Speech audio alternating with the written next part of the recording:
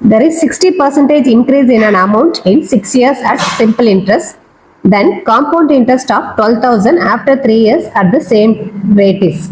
ஒரு குறிப்பிட்ட அசல் தனி வட்டி வீதத்தில் 6 ஆண்டுகளில் 60% அதிகரிக்கிறது. அதே வட்டி வீதத்தில் 12,000க்கு 3 ஆண்டுகளில் கிடைக்கும் கூட்டு வட்டி எவ்வளோ அப்படின்னு சொல்லி கேட்குறாங்க. இப்போ பிரின்சிபல் நமக்கு தெரியாதனால பிரின்சிபல் என்ன வச்சுக்கிறோம், நம்ம 100 அப்படின்னு வச்சுக்கிறோம்.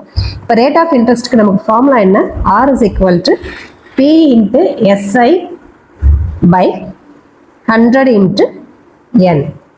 இப்போ நமக்கு P என்னன்னு வச்சிருக்கோம், நம்ம 100 நம்மளா எடுத்திருக்கோம்.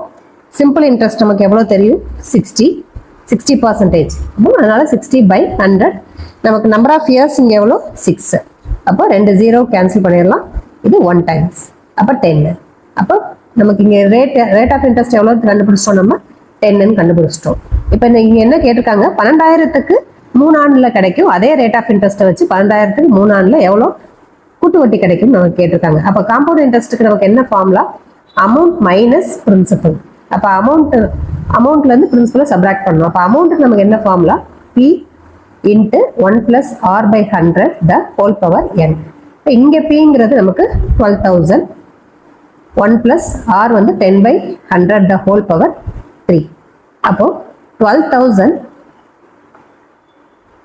இங்கே 10 கேன்சல் பண்ணால் 1 டைம்ஸ், இது இங்கே 10. அப்போ 1 by 10 இது எல்சிஎம் எடுத்தோம்னா என்ன ஆகும், 10 plus 1 11 ஆகும். அப்போ 11 by 10 into 3 times 11 by 10 into 11 by 10. அப்போ இந்த 3 0வையும் இந்த 3 0வையும் கேன்சல் பண்ணிடலாம்.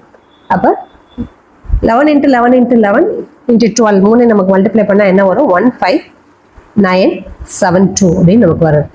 இது வந்து நமக்கு என்னது, அமௌண்ட். அப்போ காம்பவுண்ட் இன்ட்ரெஸ்ட் வேணும்னா நமக்கு என்ன செய்யணும், அமௌண்ட் மைனஸ் பிரின்சிபல். இப்போ பிரின்சிபல் என்ன, நமக்கு 15972 மைனஸ் 12,000. இப்போ இதில் வந்து நமக்கு என்ன, 12,000 நமக்கு சப்ராக்ட் பண்ணால் என்ன கிடைக்குது, 279